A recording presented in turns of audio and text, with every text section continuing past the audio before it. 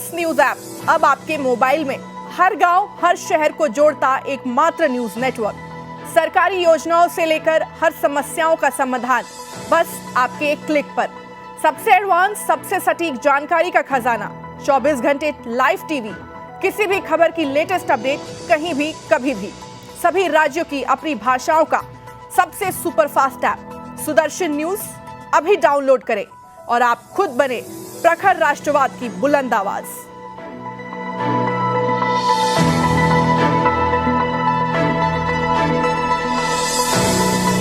नमस्कार, सुदर्शन न्यूज देख रहे हैं आप और मैं हूं आपके साथ ऐश्वर्या दुबे। बुलेटिन की शुरुआत करते हैं देश और दुनिया की तमाम बड़ी और अहम खबरों के साथ। इसी बीच एक बड़ी खबर सामने आ रही है। बता दें कि यूपी सरकार ने 2 दिन का लॉकडाउन और बढ़ा दिया है, यानी अब 6 मई सुबह 7 बजे तक ये लॉकडाउन लागू रहेगा। एक बड़ी खबर सामने आ रही है। संक्रमण के रोकथाम के लिए ये बड़ा फैसला यहाँ पे लिया गया है। लॉकडाउन को बढ़ा दिया गया है, 2 दिन के लिए लॉकडाउन को बढ़ा दिया गया है। बता दें पहले वीकेंड कर्फ्यू, वीकेंड लॉकडाउन लागू था, यानी शुक्रवार रात 10 बजे से लेकर मंगलवार सुबह 7 बजे तक ये लॉकडाउन लागू था। लेकिन अब आज जिस तरीके से सुबह सुप्रीम कोर्ट ने ये आदेश दिया कि सभी केंद्र और राज्य सरकार इस पे विचार करें, संपूर्ण लॉकडाउन लगाने पर विचार करें, कोरोना की रोकथाम के लिए संपूर्ण लॉकडाउन लगाए, जिसके बाद से यूपी सरकार का एक बड़ा फैसला जो है सामने आया है।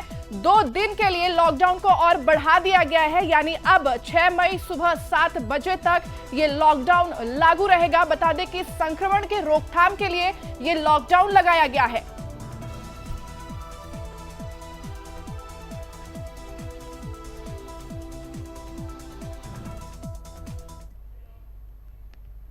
तो वहीं देश में कोरोना का कहर के बीच कई राज्यों में 18 से ऊपर के लोगों का टीकाकरण जो है वो शुरू हो गया है। अगर हम बात करें दिल्ली की, तो दिल्ली में भी 18 साल से ज्यादा उम्र के लोगों का वैक्सीनेशन जो है आज से शुरू हो चुका है। वैक्सीनेशन के लिए 77 स्कूलों में वैक्सीनेशन बूथ सेटअप किए गए हैं और स्कूल में 5-5 वैक्सीनेशन बूथ होंगे। वहीं अगर हम बात करें महाराष्ट्र की, तो महाराष्ट्र में भी कोविड-19 के बता दें कि 55,000 के आसपास जो नए मामले हैं वो सामने आए हैं, जिसमें से 600 के आसपास के लोगों की मौत हो चुकी है। तो बीते दिनों में कोरोना की जो संक्रमण के मामले हैं उसकी तुलना में अब राज्य में नए मामलों में और मौतों में कुछ कमी देखने को यहां मिल रही है। और अगर हम बता दें कि महाराष्ट्र में कोरोना संक्रमण रोकने के लिए लॉकडाउन जैसी पाबंदियां यहाँ पे अभी भी लागू हैं, जिसका अब कुछ असर यहाँ पे नजर आते दिख रहा है। तो दिल्ली में बता दें कि आज से वैक्सीनेशन ड्राइव जो है वो शुरू हो चुका है। 18 साल से ज्यादा उम्र के लोगों को टीका लगेगा। महाराष्ट्र में भी लॉकडाउन का असर दिख रहा है। कोरोना के मामलों में अब कमी देखी जा रही है। जिस तरीके से पिछले कुछ दिनों से कोरोना की जो रफ्तार थी सबसे ज्यादा महाराष्ट्र और दिल्ली में देखी जा रही थी, उसी बीच आज एक अच्छी और खुशखबर ये है कि अब महाराष्ट्र में जो आंकड़े हैं वो कम होते जा रहे हैं दिन पे दिन। और वहीं अगर हम बात करें दिल्ली की, तो दिल्ली सरकार ने पहले 1 मई को ये कह दिया था कि हमारे पास वैक्सीनेशन नहीं है, तो हम अभी वैक्सीनेशन ड्राइव नहीं शुरू करेंगे। लेकिन आज एक बड़ी और अच्छी खबर ये है कि दिल्ली में भी आज से वैक्सीनेशन जो ड्राइव है वो शुरू कर दिया गया है। 18 साल से ज्यादा उम्र वाले लोगों को आज से वैक्सीनेशन दी जा रही है, वैक्सीनेट किया जा रहा है।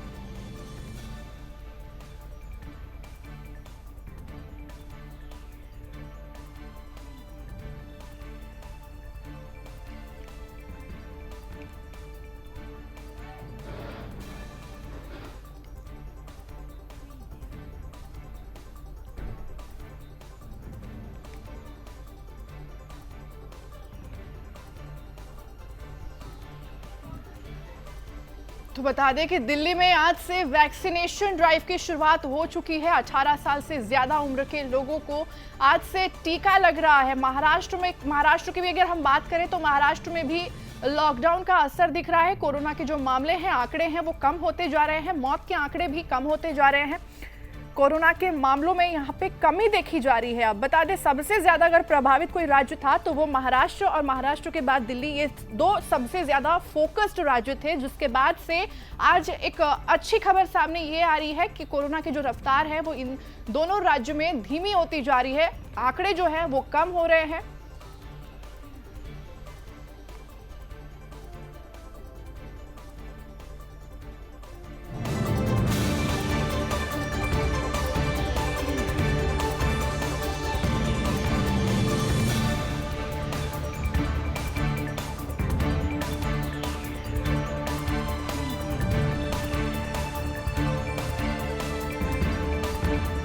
तो अधिक जानकारी के साथ हमारे संवाददाता दिल्ली से आलोक झा हमारे साथ जुड़ चुके हैं और नागपुर से स्नेहल जोशी हमारे साथ जुड़ चुकी है। आलोक, सबसे पहले आपके पास आना चाहेंगे, क्या स्थिति है इस वक्त दिल्ली की? क्योंकि अब सबसे बड़ा सवाल और ये सबका सवाल, क्योंकि लगातार लॉकडाउन एक्सटेंड हो रहे हैं, स्थिति जो है सामान्य नहीं है, तो हर एक इंसान के जहन में इस वक्त एक ही सवाल है कि अब दिल्ली में स्थिति कब सामान्य होगी?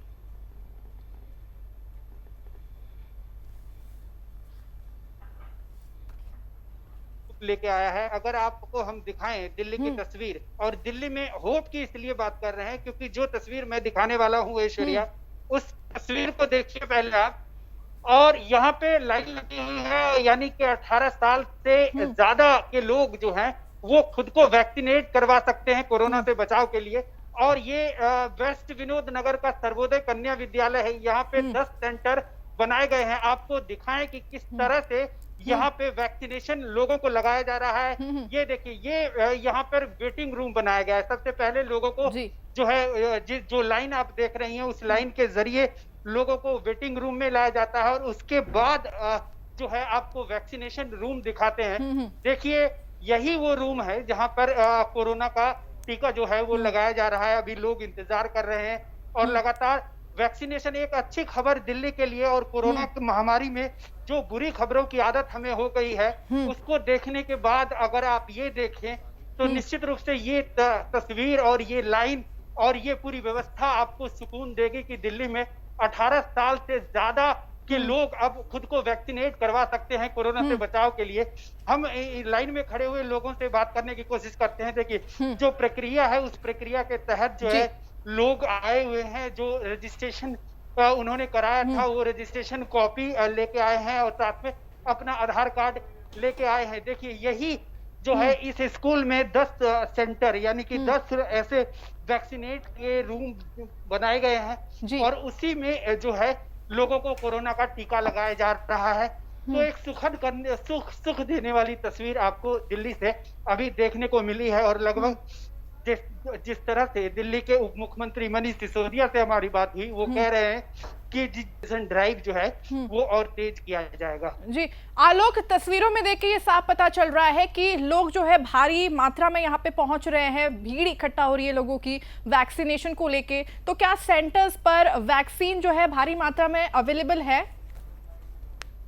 दिल्ली के उप मुख्यमंत्री मनीष सिसोदिया से कुछ देर पहले ही हमारी बात हुई है और उन्होंने कहा है कि लगभग 4 लाख डोज जो हैं वो बीते दिनों दिल्ली को मिले हैं और उन्हीं 4 लाख डोज से जो है ये वैक्सीनेशन ड्राइव जो है वो शुरू किया गया है। और वो उन्होंने ये उम्मीद जताई कि दवाई कंपनियों से लगातार बात हो रही है दिल्ली सरकार की, वो जो है उन्होंने कहा है कि रेगुलर जो है दिल्ली को वैक्सीन जो है वो मुहैया कराते रहेंगे। तो अच्छी खबर ये दिल्ली के लिए। और लगातार जिस तरह से ये कहा जा रहा है कि अब एक अंतिम एक तरह से कहिए होप कोरोना से वैक्सीनेशन का ही है। अगर आप वैक्सीनेट कर लेते हैं तो आप कोरोना से सुरक्षित रहते हैं। उसी के तहत जो है दिल्ली सरकार लगातार ये प्रयास कर रही थी। हालांकि 1 मई से ये शुरू होना था, लेकिन तब दिल्ली सरकार के पास टीकों की उपलब्धता यानी वैक्सीन की उपलब्धता नहीं थी, जिस कारण जो है कुछ दिन डिले के बाद जो है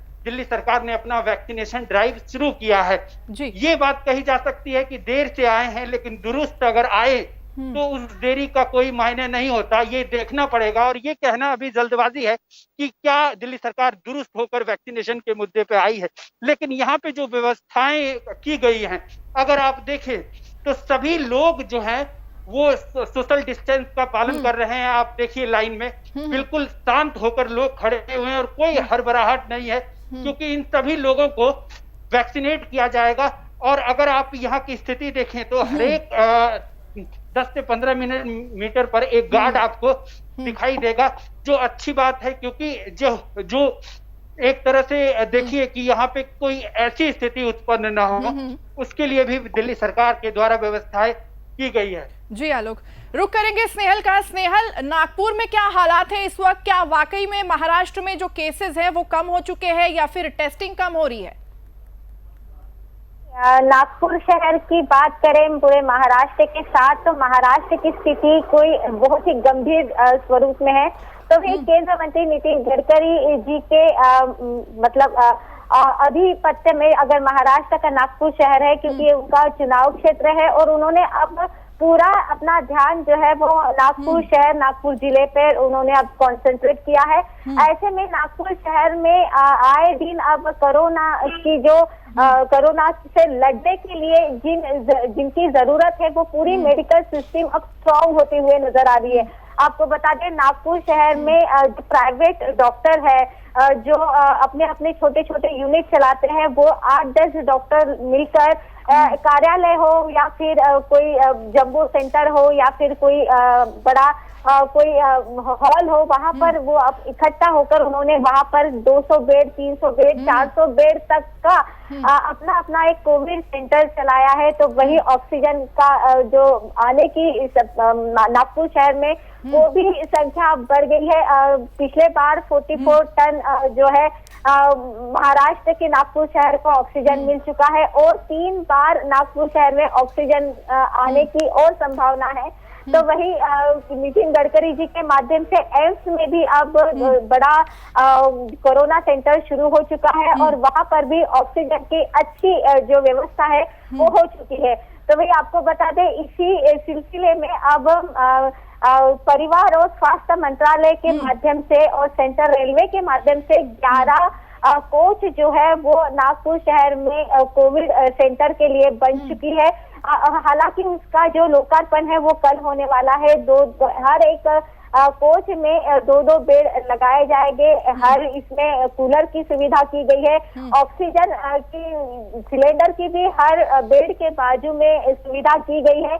ऐसे में हालात जो है वो ट्रीटमेंट के हिसाब से बहुत बेहतर शहर में होते हैं। इसलिए अब जो संख्या जो है वो टेस्टिंग भी है वो शहर की बहुत अच्छी होते हुए नजर आ रही है। तो वही रेमडेसिविर इंजेक्शन की अगर बात करें तो महाराष्ट्र के नागपुर शहर के लगत जो वर्धा जिला है, वर्धा जिले में रेमडेसिविर इंजेक्शन की निर्मित के लिए भी अब शुरुआत हो चुकी है। लेकिन उस शुरुआत से जो उत्पादन है वो अब तक मार्केट में नहीं आया है। लेकिन उसके लिए जो हैदराबाद से टीम आनी थी वो टीम आके उस टीम ने रेमडेसिविर इंजेक्शन की निर्मित के लिए जो है वो अपना काम शुरू कर दिया है। आपको बता दें कि केंद्रीय मंत्री नितिन गडकरी पहले से ही वो बात नहीं करते, वो करके दिखाते हैं। इसलिए नागपुर शहर में उनके आधिपत्य के नीचे या फिर उनके मार्गदर्शन में इतनी सारी सुविधाएं भी हो रही है, क्योंकि एमएसएमई के तहत उन्होंने सबसे पहले पीपीई किट का भी निर्माण थी। वही पीपीई किट उन्होंने 200 रुपए तक लोगों के हाथ में दी है।